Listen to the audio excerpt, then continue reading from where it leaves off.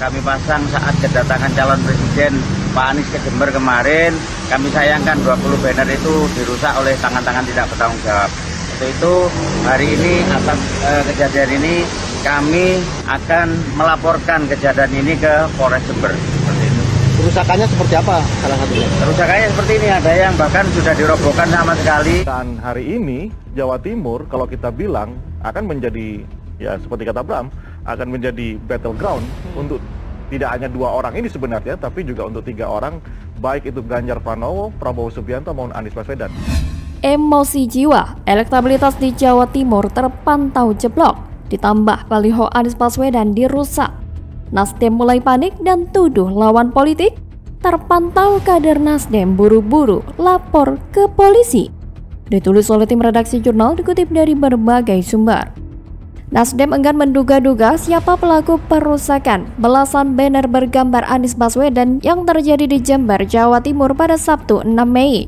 Wakil Ketua Bidang Sayap DPD Partai Nasdem Jember, David Handoko Seto, mengaku tak mau menerka-nerka meski pihaknya sempat bersih tegang dengan kelompok tertentu sesaat sebelum pengerusakan itu terjadi. David kemudian menghubungi ke kepolisian, tak lama banner itu ditemukan. Tapi, kata dia, ada pihak yang meminta spanduk Anies dipindah ke lokasi lain karena bersebelahan dengan capres lain. Tapi, pihaknya tak mau menduga-duga dulu. Nasdem pun telah melaporkan pengerusakan banner Anies ini ke Polres Jember. Laporan itu pun telah diterima dengan nomor LPM-358-2-2023-SPKT Polres Jember. Pengerusakan itu sendiri diketahui Minggu 7 Mei pagi, usai kunjungan Anies ke Jember pada akhir pekan lalu. Nasdem memasang 20 banner berukuran 2x3 meter bergambar Anies di beberapa titik.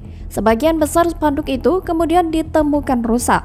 Banner yang dirusak terpasang di tepi jalan dari Bandara Noto Hadinegoro sampai Hotel Aston tempat Anies menginap selama safari di Jember. Mungkin kejadian pengerobekan baliho tersebut ada hubungannya dengan elektabilitas Anies yang rendah di Jawa Timur.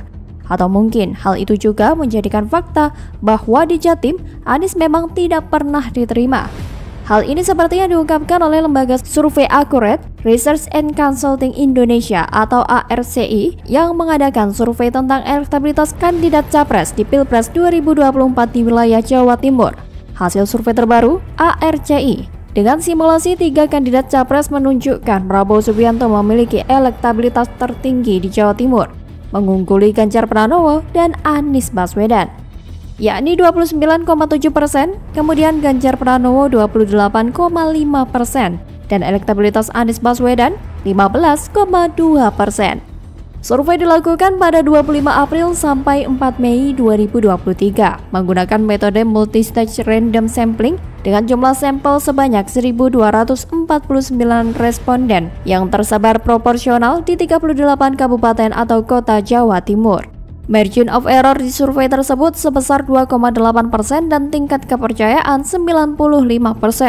Direktur ARCI, Baihaqi Siraj, juga menjelaskan suara Prabowo merata di beberapa sektor pemilih, yang mana Prabowo menjadi figur yang banyak dipilih warga Nahdlatul Ulama Jawa Timur, yakni 31,6%, atau unggul atas Ganjar sebesar 30,1%, dan Anies Baswedan 18,4%.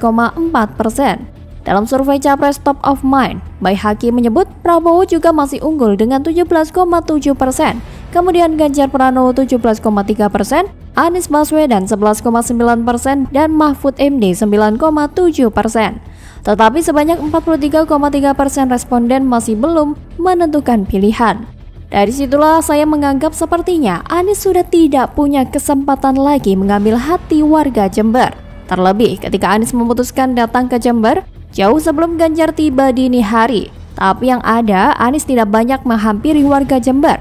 Hal tersebut yang berbeda 180 derajat.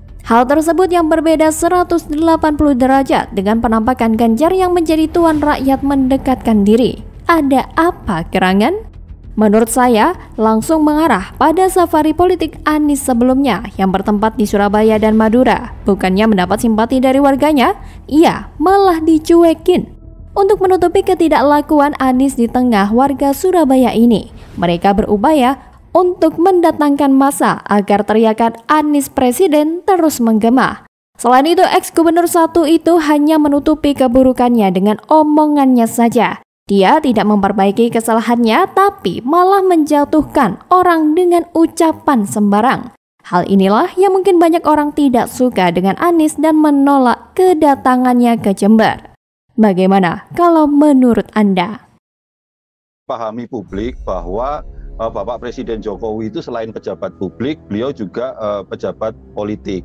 Sebagai presiden, beliau memiliki kepentingan agar untuk 2024 siapapun nanti yang akan meneruskan tongkat estafet kepemimpinan nasional ini benar-benar memahami.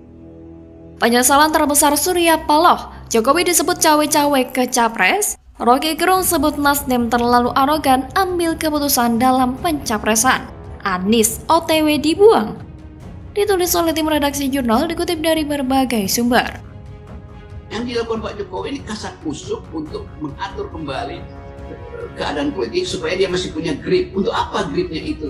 Ya untuk meloloskan dinastinya, untuk memberi jalan baru pada oligarki masuk pada kekuasaan baru.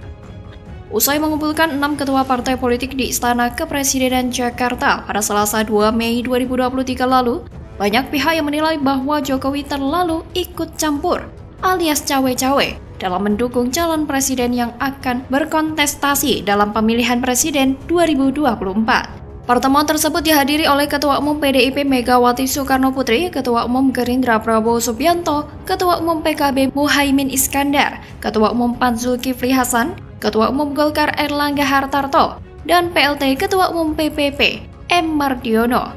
Namun, Ketua Umum Nasdem Surya Paloh yang sebenarnya juga merupakan bagian dari koalisi pemerintahan tidak diundang dalam pertemuan tersebut.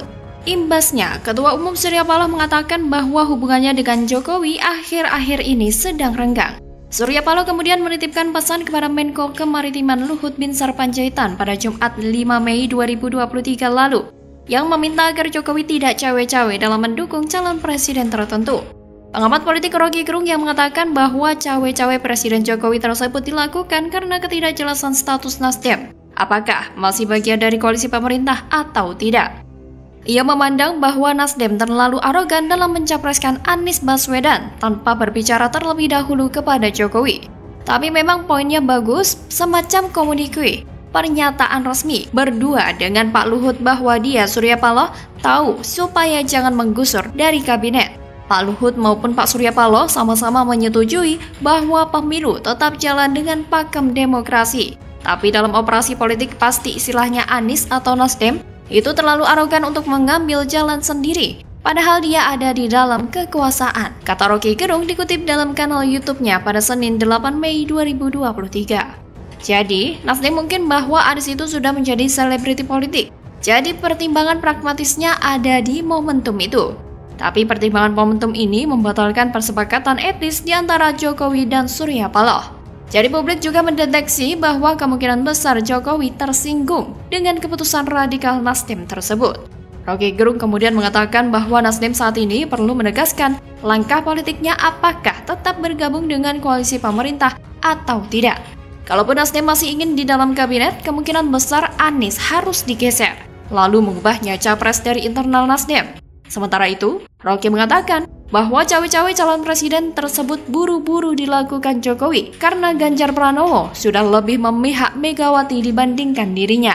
Lebih lanjut, Rocky Gerung menyatakan bahwa saat ini Jokowi sedang gelisah dan bingung menunggu keputusan politik Surya Paloh. Menurut saya ada benarnya pernyataan Rocky bahwa Nasdem terlalu arogan dalam mencapreskan Anies Baswedan tanpa berbicara terlebih dahulu kepada Jokowi, yang menjadikan Jokowi mengambil langkah politik. Karena memang posisi Nasdem sudah sangat tidak aman. Mereka terlihat panik bahwa apa yang dilakukan Presiden mengumpulkan 6 ketum partai pendukung pemerintah bisa menggoyahkan posisi Anies sebagai capres. Memajukan Anies Baswedan sebenarnya gambling yang sangat beresiko. Apalagi sekarang, elektabilitas Anies semakin mentok dan konsisten berada di bawah Ganjar dan Prabowo. Dan mungkin apa yang dikatakan oleh Rocky Gerung ada benarnya juga, bahwa ini saatnya perubahan itu mulai dijalankan, yakni dengan mengubah rencana semula dari mencapreskan Anies Baswedan lalu digantikan orang lain. Hahaha. Atau dalam prediksi lain, koalisi perubahan tidak akan bertahan lama. bisa bubar beneran atau minimal berubah komposisi anggotanya. Bahkan seperti yang saya katakan, sangat mungkin jagoan yang akan diusung ikut berubah pula. Bagaimana kalau menurut Anda?